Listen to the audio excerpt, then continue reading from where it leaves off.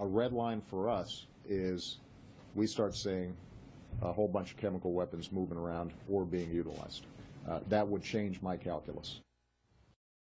That was President Obama in August of 2012 talking about his red line on Syria.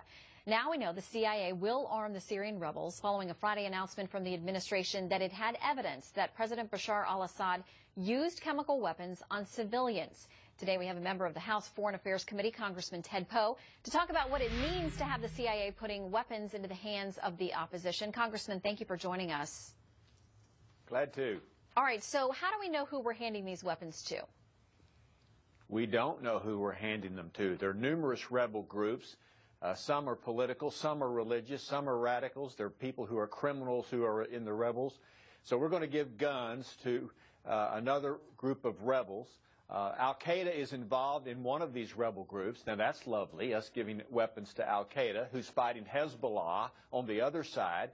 You've got countries lined up in this whole region, and now the United States has made their problem our problem, and we should not be arming anybody in this conflict. What do you make then of the decision that the administration has stated it's going to flow through the CIA, and we are indeed going to be invested, at least in that way, not boots on the ground, but some arms, we don't know exactly what.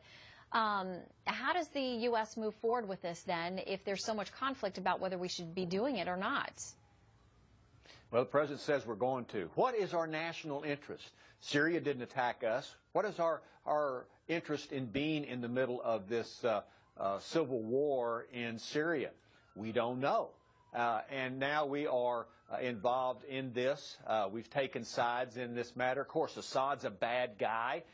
We've got ourselves in a situation just like in North Africa, in the Arab Spring, in Libya. We start arming the rebels in Libya. We get rid of Omar Gaddafi. The rebels still have the weapons, and they're still being used in other parts of the world. Is that going to be the end game here? So we have no national interest. We are just arming one side, the losing side.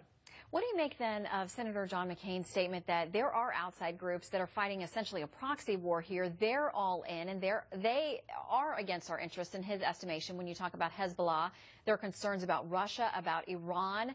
I mean, should those concerns draw us in, and how do we deal with the fact that Russia seems to be very skeptical about claims that there are chemical weapons that have been used there? Well, let's start with chemical weapons. We're really not sure that Assad used chemical weapons. He may have, but the rebels may have used chemical weapons as well. So we're using this little fine red line to say we're going to be involved in helping the losing side or help the rebels. Sure, Iran is involved with Syria, and the Russians are too. But you've got Qatar, Saudi Arabia, and Turkey involved on the other side, along with Al-Qaeda. So you've got numerous powers in the whole region fighting it out in Syria. And now we have interjected ourselves as well. Are we going to escalate this war? Are more people going to die on both sides because the United States got involved and continues to get involved? We shall see. We don't have any national interest, and we don't know what our goal is in being there in the first place. There are accounts that nearly 100,000 people have died in this conflict over the last couple of years. Do we have a humanitarian interest? And if so, is there a way that we can provide aid in that sense? And how does this thing end? Do we just stand back and wait until it resolves?